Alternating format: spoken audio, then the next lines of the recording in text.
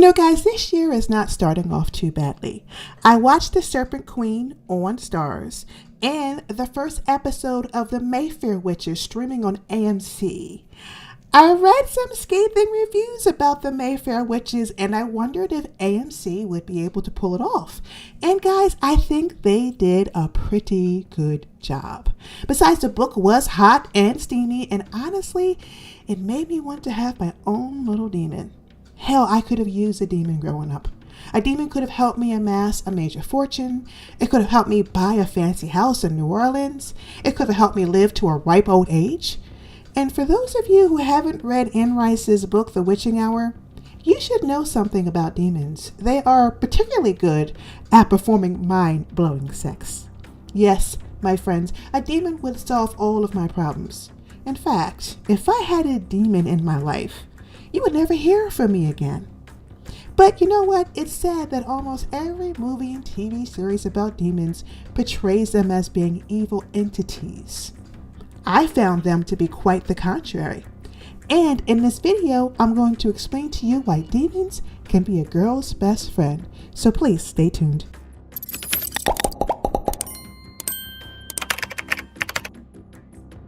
So you've heard of the good angels, Michael and Gabriel.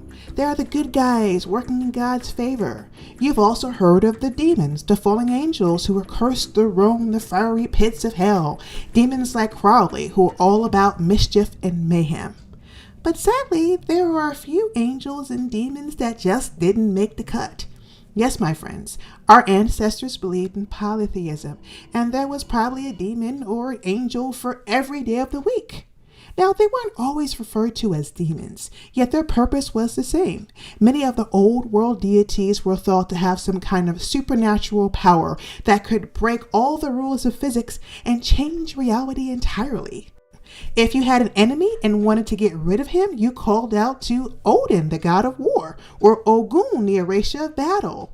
If you needed to get pregnant to keep your husband from straying, you would call out to Dementor or Yamaja, both goddesses of fertility and abundance.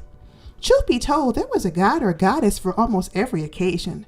And it wasn't until the great Roman Empire Constantine where things changed, and he decided that everybody should serve just one god.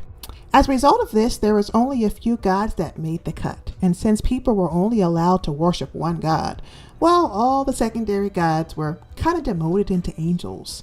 But most gods throughout the world didn't even make the cut. They didn't even get into the book at all. Yet, people simply couldn't forget about Anansi, or the Jinn, or Oshun. After all, they have been worshiping their indigenous gods for thousands upon thousands of years. They just couldn't forget about them. So the powers that be needed to find a way to discourage people from worshiping false gods and idols. And what better way to do that than to demonize many of these ancient gods? But still, many people still worship these gods in practice. And when they were caught, they were whipped and hanged, and they were persecuted to deter others from practicing these sinful religions. But the word spread, and people soon realized that if the main god couldn't help them out, then there were other gods that were kind of willing to do the trick. So people appealed to the goddess of Oshun for love, Freya for power and luck, Odin for vitality, wisdom, and sight. Now, most people were too afraid to work with many of these ancient deities. After all, they were brainwashed to believe that they were evil. However, the brave ones were able to snatch up as many of these ancient deities as possible. They promised them worship in exchange for power, money, prosperity, and of course, protection. Many of these ancient deities served the purpose of being daemons. Daemons are angels who protect both the family and the family line.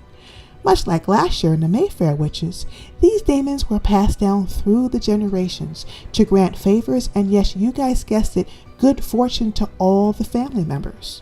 In return, family members will reward daemons with worship and veneration. In fact, daemons can be in family lines for thousands upon thousands of years.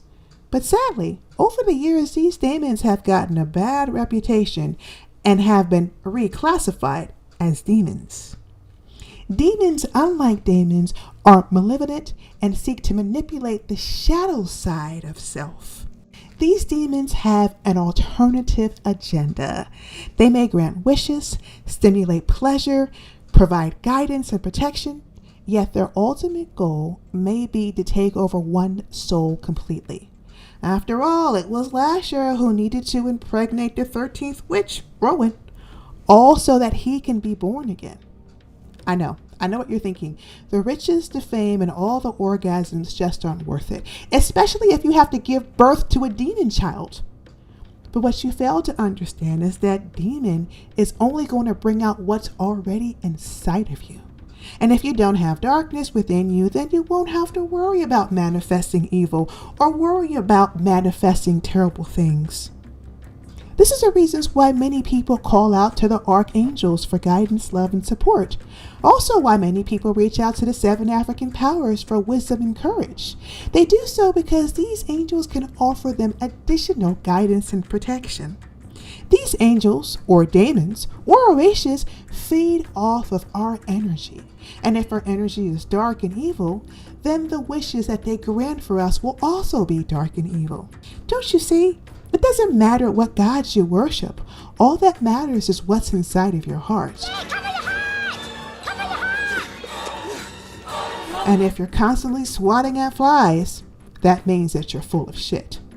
Now, many people may read or watch the Mayfair Witches and believe it is a cautionary tale as to why you shouldn't mess around with the devil, or more particularly demons. The way I look at it is a generation of women suffering from trauma, incest, and abuse.